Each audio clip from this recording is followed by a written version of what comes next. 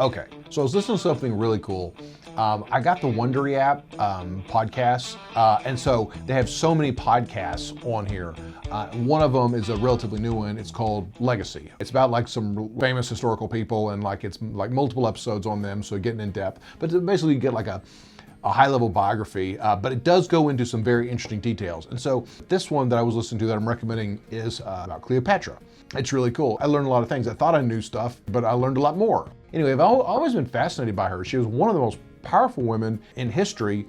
So Rome was the dominant power in the Mediterranean back then. They hadn't become an empire yet. They were still a republic, but they were right on the cusp of having their civil war and becoming an empire. When Julius Caesar and then later Augustus went to visit Cleopatra, that was what the Roman historian Plutarch, that's what they wrote about. But when they weren't there were like years would go by, like half a decade when a Roman leader wasn't in Egypt, and that's just blank. Like nobody knows what happened like during those years because Romans wrote the history. But they did write a lot of history about her. Because she did have so much interaction and she was so pivotal in the Roman world. She spoke so many languages, not only Latin, Greek, Troglodytean, Sumerian, and like 5 more. I mean, it's incredible. She was the last in the line of Ptolemies. When Alexander the Great died and he had literally conquered half the world, it was broken up into pieces amongst his generals. And Egypt was taken over by his general Ptolemy. And then Ptolemy took it over. He was a Greek, and then he started a lineage, and they ruled Egypt for about 300 years. And so she was the last of the lines in the Ptolemies. In fact, her father was Ptolemy the 12th. Her husband and brother was Ptolemy the 13th. And so she was extremely skilled. She was extremely diplomatic.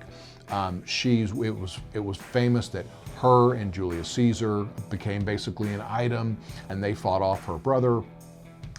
And so she was with Caesar right up until Caesar died. But then what kind of might even be more famous than that part of it was the second saga, where she became a partner and a lover to Mark Antony. He summoned her to come over as the leader of Egypt, and she came over, but she came over with so much pizzazz. She showed up with ships. There's this great vignette in Plutarch's writings about how she showed up, and she's got all of these boats, and there is just all of this majesty, and when she comes up to the deck, and everybody was in awe, and there was such showmanship, so much seduction, there was so much political calculation, and everything was so choreographed that everybody was in complete awe. Like when you see if you see the biggest movie star in the world, what they say is he couldn't help, Mark Antony that is, couldn't help but fall for her. And so the way that she had set everything up, and over again you read about how she